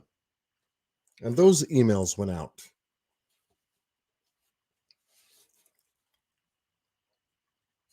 Well over 25 independent media outlets, both TV, newspaper, internet, and radio. Oh, let me not stop there. I also sent an email to the Arizona office of the FBI, Federal Bureau of Investigation, directly. Also, I'm laying it on you now. Also sent that information to the Public Safety Department, the State Police of Arizona. They also heard from me.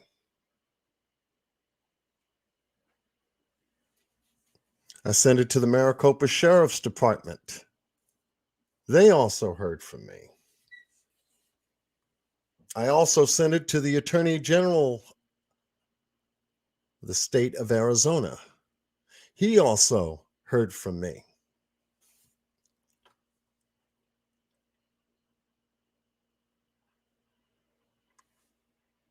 So this is what we've been doing to find Daniel, Miss Q Carlock and myself.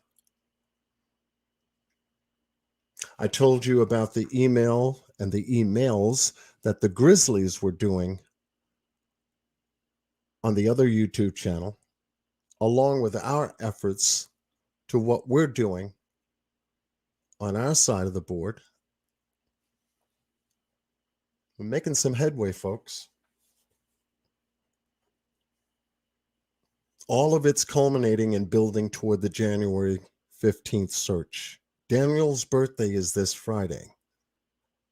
What I would love very much to have happen is that they find him and bring him home.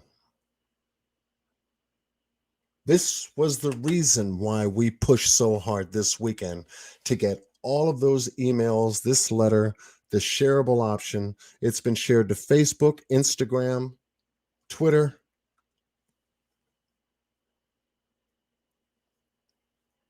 To get the word out. to get people's attention, to look in this direction. Because the 23rd of this month makes 7 months that Daniel has been missing. And on the 15th of this month, Saturday, Summer will be missing 7 months.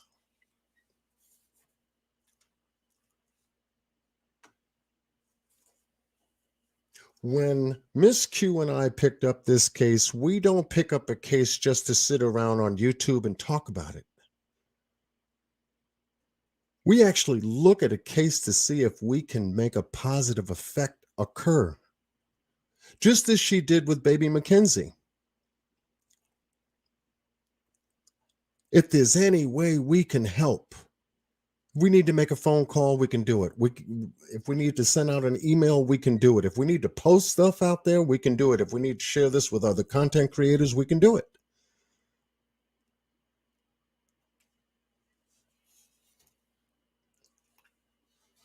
Because what really blew people's minds was the marathon that we did in October of last year for Summer Wells. Because we can do it.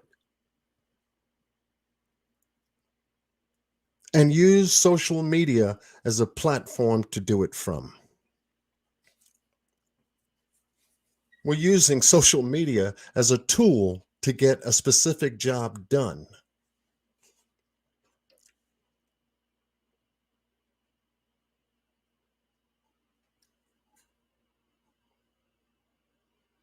DeQuinto, I hear you. Good. If you're out in Arizona, you can't wait to help in the search of. Great. Because if you're out there, David needs you.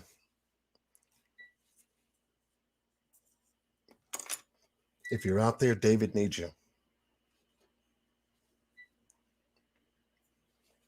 And so in support of this, it's as simple as signing a petition or being able to sign the petition and go out there. And if you're not out there, you can sign the petition and you can donate about $1 or $2, whatever you can spare to keep David out there until David finds Daniel and brings him home, because that's the objective of this case.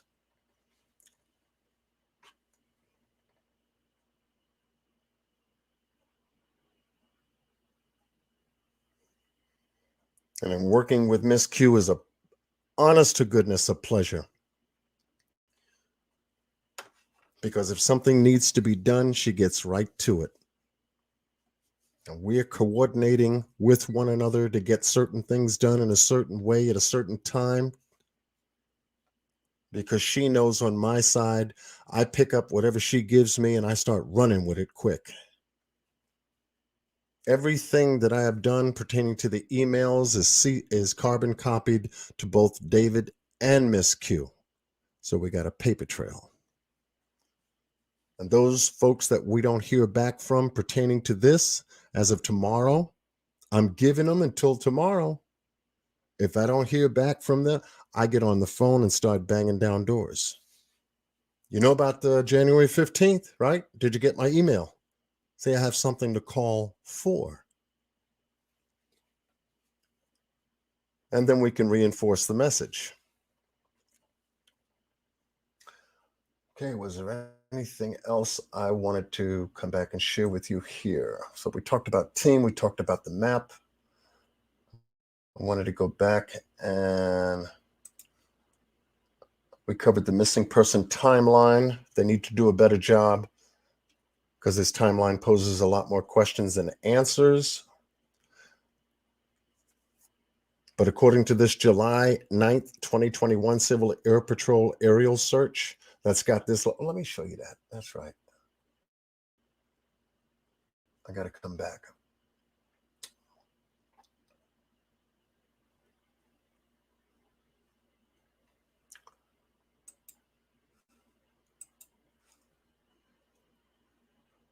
I thought I put that in there. Let me see. No, I didn't. Hold on one second. I'll show it to you. Gotta drop out of these windows.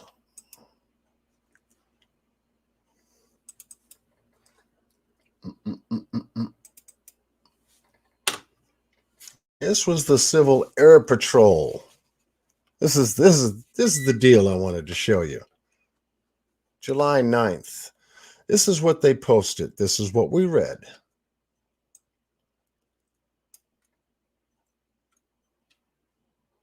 You see this?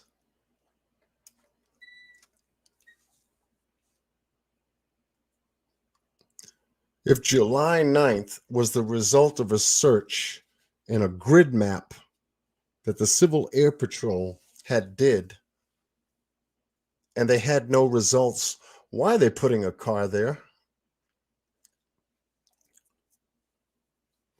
When the X that marks the spot right here is where Daniel was working on June 23rd when he was out in the desert. But on July 9th, they do a Civil Air Patrol search, an aerial search with coordinates, time stamps, and everything. Why the hell do they have a car here? If they didn't find it.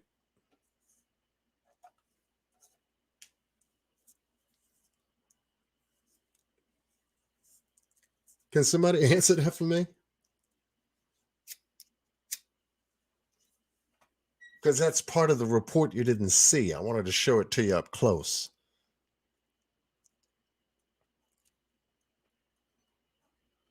This whole grid where the red lines track and trace all the way to I-10.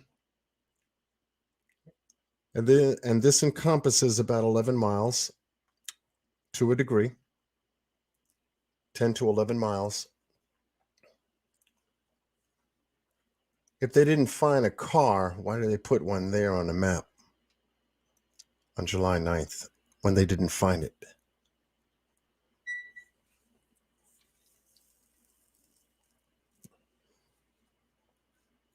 Why didn't they find Daniel's car on June 25th, 2 days after he went missing, if they did a helicopter aerial search through the Buckeye Police Department?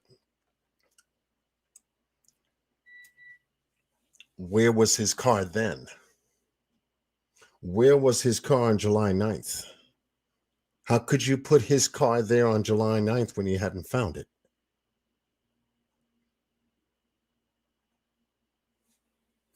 There's something fishy about all this stuff, folks. Miss Q and I are starting to get used to these cases that have these little twists and turns in them. This is from the Buckeye Police Department, utilizing the Civil Air Patrol recon unit that searched this whole entire area. And you mean to tell me this 10-mile area that was searched,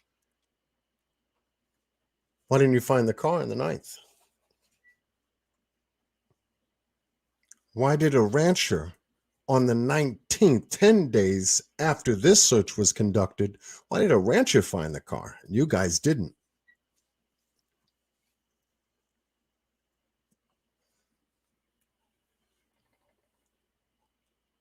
So my assessment of this case so far, as I've laid it out to you this afternoon on this special live, that the Buckeye Police Department is not looking too good.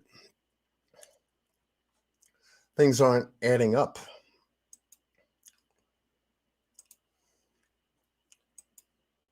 Why is that? Why is it all of a sudden things don't add up in a case? Oh, man. Here's a picture of a BMW. Notice anything interesting?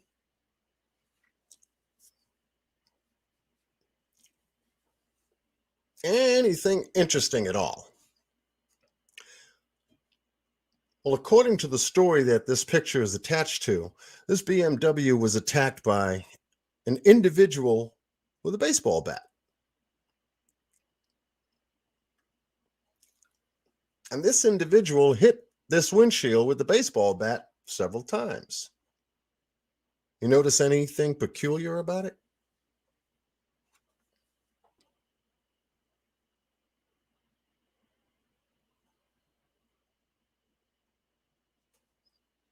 Yeah, it looks like it's been slammed into. You got that right. Just like Daniel's windshield on both sides of his windshield was slammed into it. Let's come back to that picture.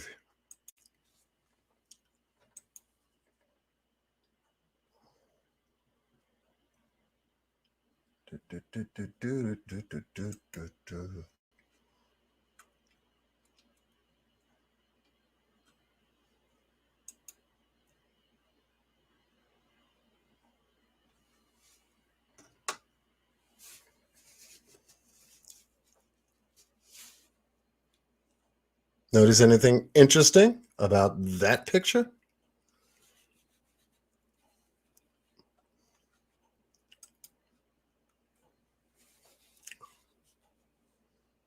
Almost identical to a degree. To a degree. We got paint on the right side of the fender here, but not in this picture. I'm looking to obtain the other pictures that Mr. Robinson has of that so we can take a look at that. He's having the paint, or what appears to be paint, analyzed. He's waiting to get that analysis report. Daniel have a car accident with another vehicle? That should show up at the Buckeye Police Department, right? So we need to get that information from them as well. Because anytime the vehicles get an accident, what's the number to call? Some officer had to have responded to that location if there was a vehicle accident between two people exchanging insurance cards and all this other information. You know how that works. So that needs to be reported. A police officer has to write an incident report, an accident report, and report that because it's based on their time spent on a call made requesting the police to respond.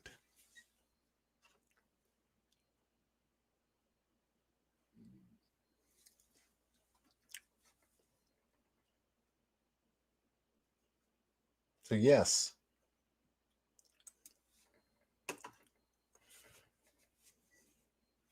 we're in search of Daniel Robinson. We're doing everything that we can possibly do to assist the family in their search for their family member, Daniel Robinson.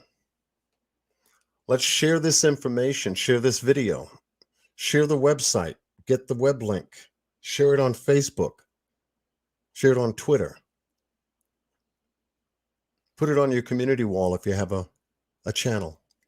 Help us to grow an army of caring people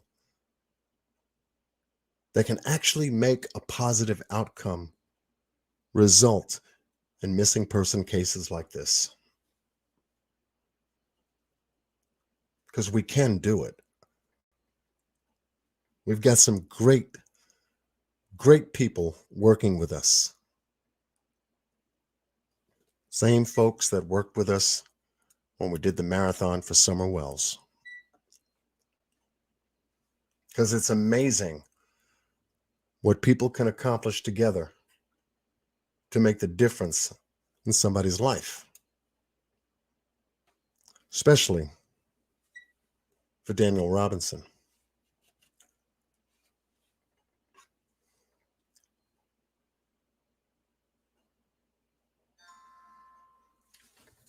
Especially for Daniel.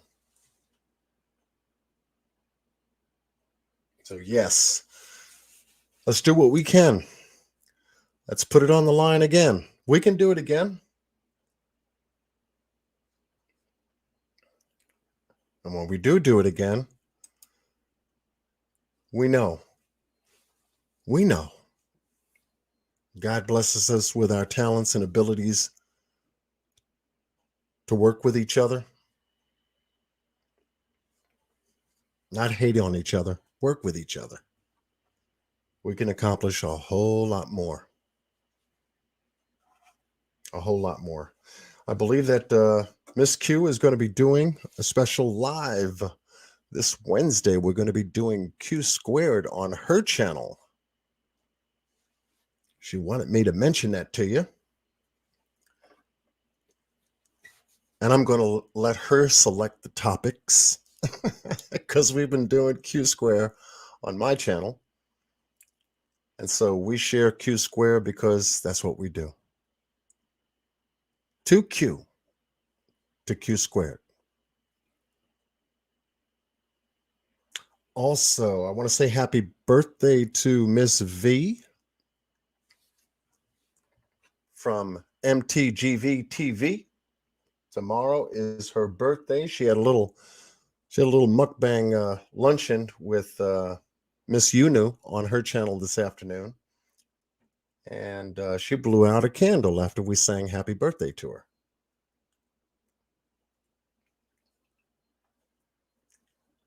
Oh boy, did she have a good lunch too. Woo! Shrimp scampi and all this. Oh Lord. Here I am. I had to go to the store in 90-degree temperature here in New York, run back here, put my stuff together, jump online over there to do to do a little time with the mukbang that Yunu was doing on her channel, and then jump back over here to get ready to do this afternoon's live with you. So yes, happy birthday, Miss V.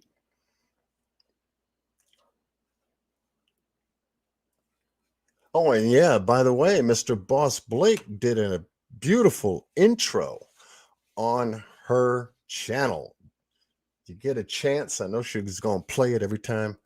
Oh, wait a minute. Let me see if it was sent to me. Oh, wait. Oh, wait a minute.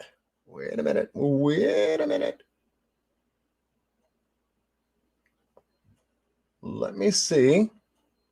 Because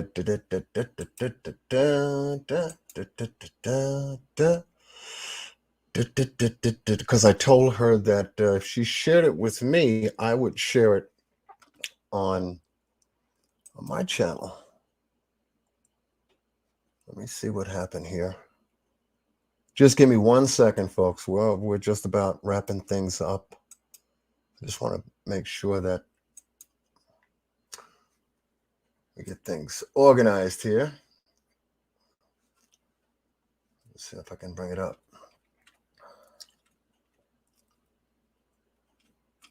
Oh yeah, we share the love. We ain't afraid to share the love. We are not afraid to share the love. Yeah, happy birthday, Miss V. If she's in the house, I know she's busy today. Let's see. I gotta find it.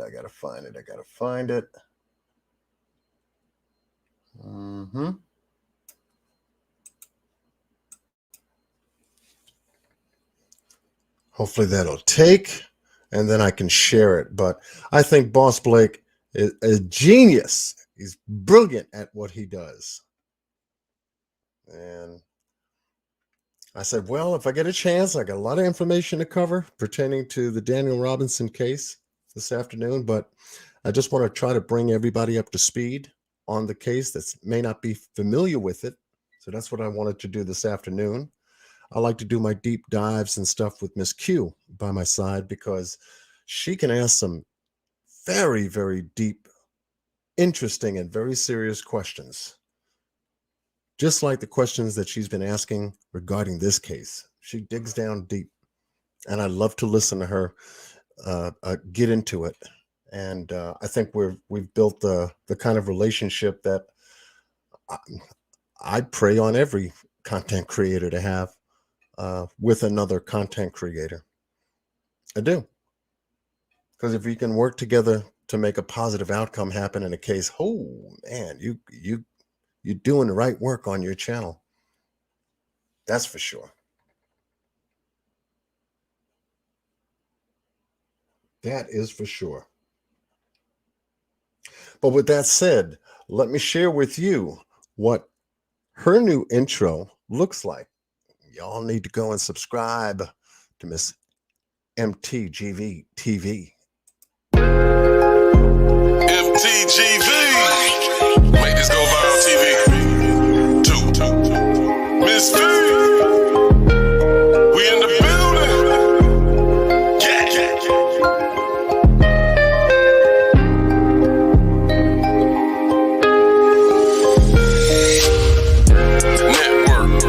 Network. Yes, sir. You gon' get the best work. MTGV. With your host, Miss V. With your host, Miss V. Say it with your chest. Putting work in, all on the net. Miss V. MTGV. Over here is Spot Network. Wanna review, then let us check first. To up and coming YouTube, you wanna get more viewers and slide through, and maybe we can do it. Try to make it go viral. Is your channel sitting idle? Do you need some more subscribers? Do you need a couple riders? Then don't be sitting there quiet. Miss V got a team that'll ride. That's right. We got my girl, you knew. At it again, media rocking on YouTube. Part of the network crew. They got the best work, fool. And that's true. We got the whole team on the tube. Bada boom, bada bing. On the winning team. We gon' make it go viral. TGV. Come join Miss V and the whole damn team. Oh God, you will never leave. Network, yes sir, you gon' get the best work. MTGV.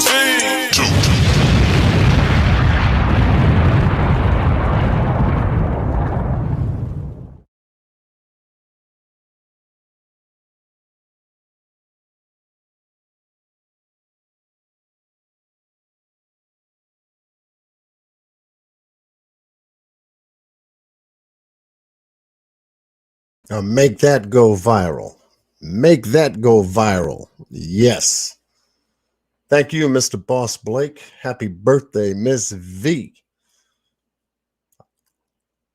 I wanted to make sure I premiered that on my channel today. Oh, yeah. Absolutely. You got that right. We'll be back.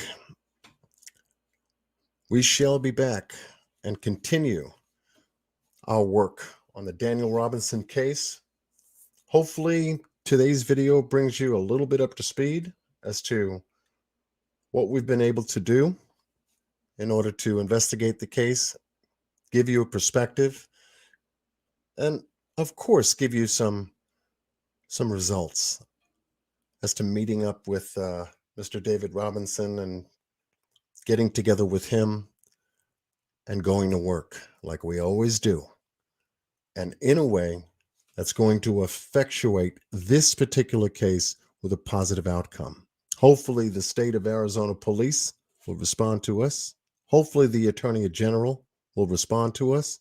Hopefully that the Maricopa Sheriff's Office, Sheriff Penzone, will respond to the January 15th request made by Mr. David Robinson through his letter dated December 27th, 2021.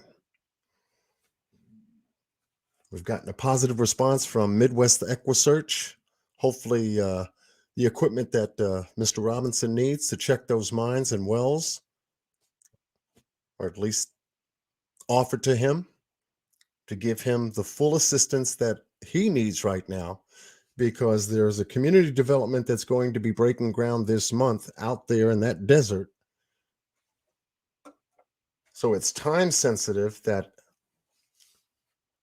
these folks respond to Mr. Robinson's letter so that this way we can get those areas searched before those areas become compromised with construction for those community developments to begin their projects out there. Yes.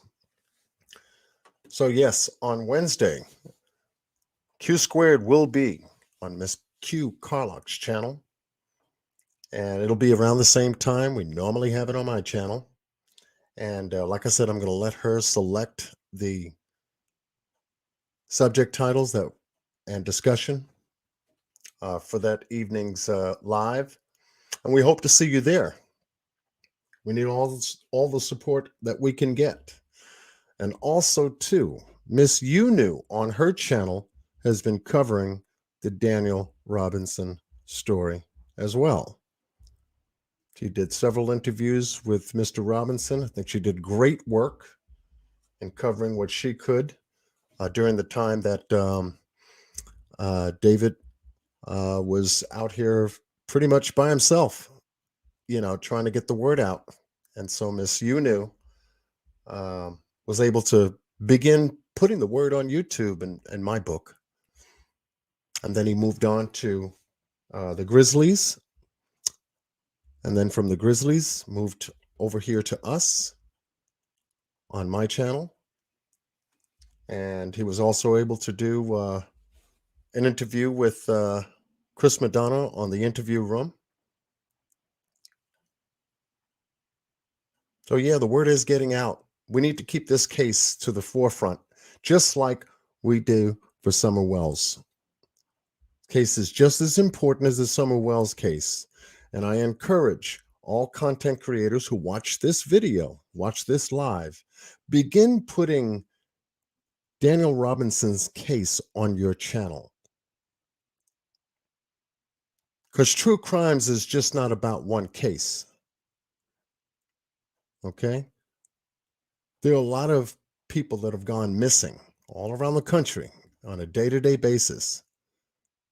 So rather than just do one case for almost 7 months, include other cases too. Okay? Because it helps to streamline your channel when you do that. Miss Q Carlock does it every day. Miss MTGV TV does it every day. Miss Queen Talks Crime does it every day. Those are at least a couple of channels that I know that does it every day. My channel is beginning to shift. As I told you that I'm working on the Jelani Day case with Miss Queen Talks Crime. Working the Daniel Robinson case with Miss Q. I just finished working with Boss Blake on the Ahmaud Arbery case, which had a successful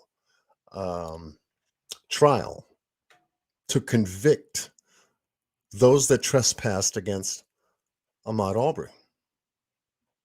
And they go into prison for a very, very long time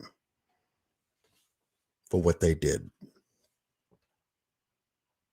And so when we can get together and post and expose these stories and bring you the best information possible that's on them, that's what we're here to do. That's what we're all about. So I thank all of my supporters, subscribers, audience members for supporting my channel. And much love goes out to Oklahoma.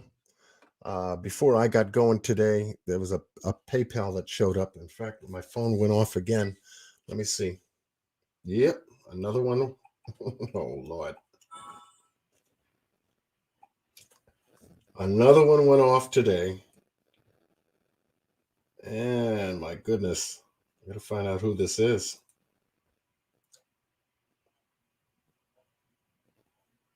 Oh, Miss Jan. Thank you. Thank you, love. Now, I know my phone was like beeping over here. I was like, okay, thank you. Thank you. Like I said, without you, this channel would not be here. Thank you.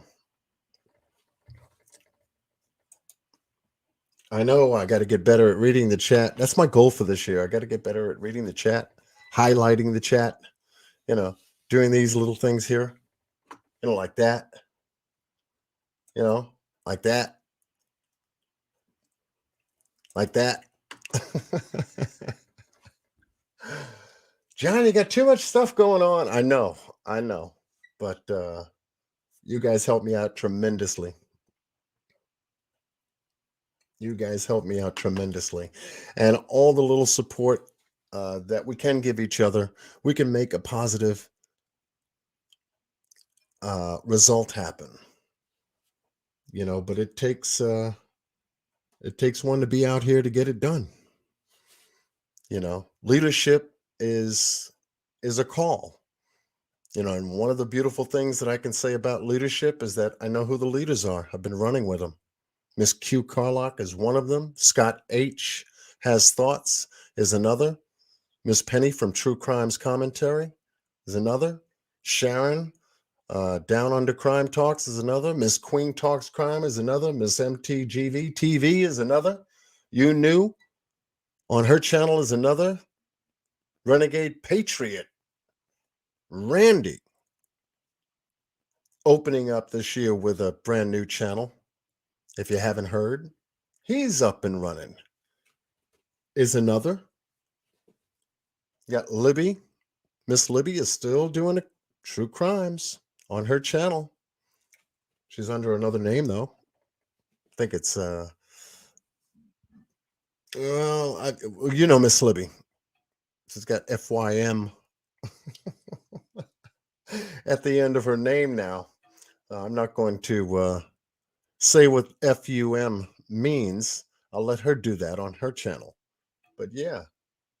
And oh my goodness. And a host of others. But we look forward to you joining us on Wednesday for Q Squared on Miss Q Carlock's channel. Make sure you subscribe, you got your bell on, and we'll pick it up from there. We shall pick it up from there. Much love to all of the PayPal contributors for today's live. We're definitely going to be looking forward to having Mr. David Robinson back with us shortly. I think either it's going to be Wednesday for Q Squared on Miss Q's channel, or a separate live, and we may be talking about that for Daniel's birthday. I think David wanted to do something special, so we're in the works with it, so to speak. But we'll let you know, most certainly. Alana's View, how are you? And yes, and thank you to Miss Leslie B. and Miss Aquahoma for holding the room down for today's special live regarding the Daniel Robinson case. And Miss Q Carlock, she was here earlier too. Thank you so much, ladies, for holding it down, because we're not getting that nonsense up in here. Like I said, those days are over. And so when we go live, we're going to lock it down real tight so we can get the message out there and get it out there clearly, emphatically out there for everyone to get and receive. So with that said, much love to everyone. Thank you for joining me this afternoon. I may be shifting to doing afternoon lives because the traffic at night is terrible to try to get in here. If you know what I mean. It seemed like every time I wanted to go live at night, everybody goes live. And it's like, okay, it's a lot of traffic out there. So yes. So we'll be back to join you on Wednesday for Q Squared on Miss Q Carlock's channel. And if there's anything that I say, and as I've always said, much love to every single one of you. Be well and stay blessed with Godspeed. Until next time, take care.